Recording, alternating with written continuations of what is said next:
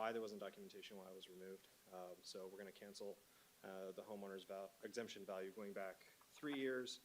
And then the last one, when this was transferred to a trust, the homeowner's exemption didn't follow after it was transferred, and it should have. Okay, questions, motion?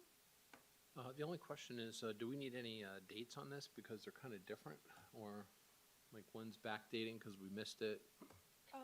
I would say no, because when we sign the documentation in the system. It's got all the dates It's in got there. everything. Yeah. Yeah, it's included That's in the fine. packets. I move that we approve the homeowners exemptions for AIN 346-348, 249-414, and 336-532. Second.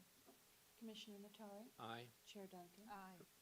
All right, can we handle 4 and 5 together? Yes. All right, so that would be property uninhabitable, AIN 318-583 and 110667.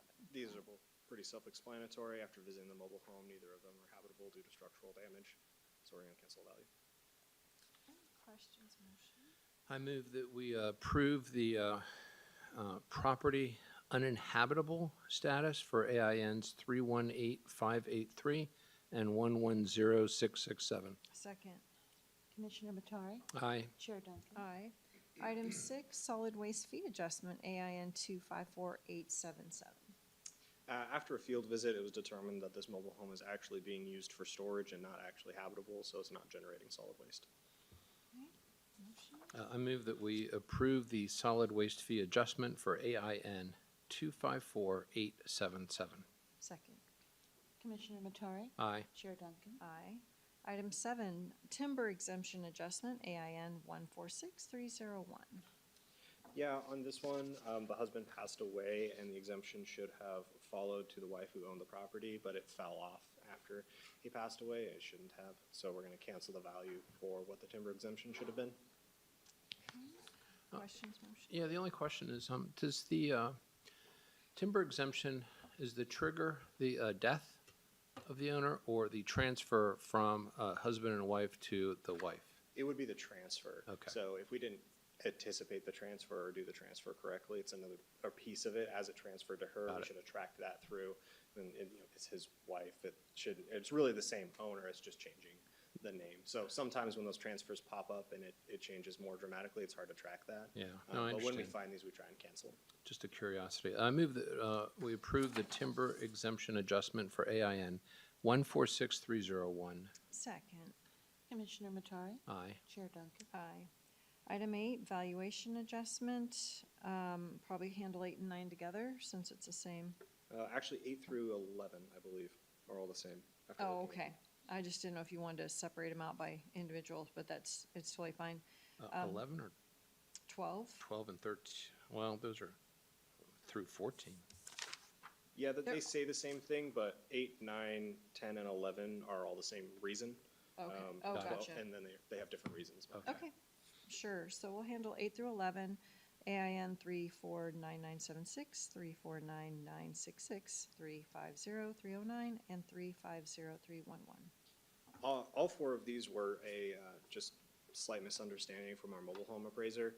He put them on the occupancy roll as of the date that they were finished, but they weren't actually occupied, so we need to cancel the occupancy taxes for these folks because they weren't in it yet, basically.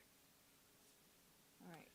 Question, motion? I move that we approve the valuation adjustments for AINs 349976, 349966, 350309, and 350311. Second. Commissioner Matari? Aye. Chair Duncan? Aye. All right, and item 12, valuation adjustment for AIN 114587. Yeah, these can be really tricky for us because model homes are typically staged. So when we go and visit a new constructed model home, it looks to us like somebody is occupying it and it should have value. And if the builder doesn't communicate to us that it is in fact a model home, they'll typically get a bill and they say, nobody's actually living in here, we're using them as a model home. And they are exempt under statute. All right. Motion. I move that we approve the valuation adjustment AIN 114587. Second. Commissioner Matari? Aye. Chair Duncan? Aye. Item 13, valuation adjustment, AIN 198247, and we'll do item 14 as well, 198817, both for Gem State Water. Yeah, this is kind of an interesting case just for your guys' education.